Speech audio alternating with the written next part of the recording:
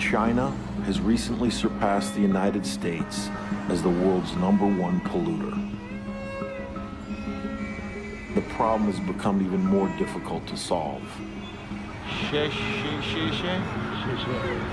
你好吗? Is hello? Well, now we're on the opposite side of the street again. Okay. Now we're in a bike lane. In the last 35 years, China has been through a massive industrialization and urbanization, and it's growing.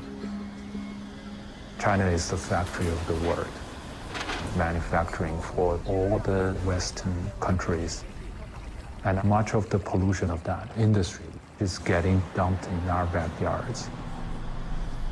And in this area surrounding Beijing, plus the Shandong Peninsula, coal consumption is equal to the total coal consumption of the United States in a not very big area. People are so worried about this especially when they get better understanding about how much of this is going to hurt their health, the health of their children, their family. Air apocalypse. Schools have been shut down. The toxicity has reached that worst level. 你说我们在外头待，在外头跑，呼吸这样的空气，我觉得早晚就得癌症。戴上这个口罩，因为觉得空气可能对呼吸嗓子不太舒服，到外面去就是。In China, people have concerns about climate change, but first and foremost, because their everyday life is affected.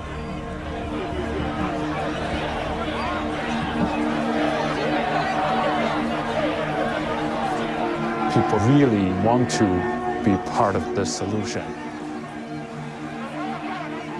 Now, environmental issues have become the biggest reason for mass demonstrations. What we want to do is to hold them accountable, to have all the power plants and their emissions go totally transparent with the public and bring them under public scrutiny. So with that in mind, I've started a national pollution map database. So this is all the major factories in China, nearly 9,000 of them. Those who are in red are not in compliance with the standards. Every hour, they need to give people their monitoring data. People can check this on their cell phone and push for polluting factories to address their violations. It's absolutely brilliant. You don't allow these companies to operate in the dark. And the media is very helpful. Chinese media talks about climate change on a regular basis. On a constant basis. You give people the data, you empower the people. And this popular support have motivated China's policy of green growth. The government changed its plan for renewable energy. Is there a giant push towards solar and wind here? Is that the next step? China's got some of the biggest wind and solar companies in the world now. Even though China has some of the largest challenges, like huge population, China's going to prioritize wind and solar rather than coal. But if China can do it, then I think the rest of the world can.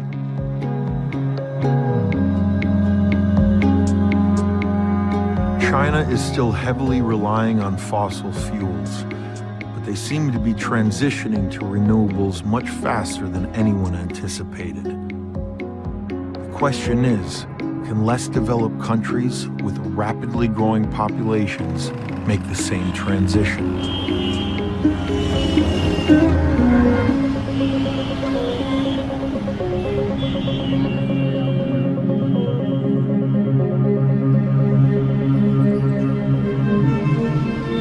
India is the world's third largest emitter, yet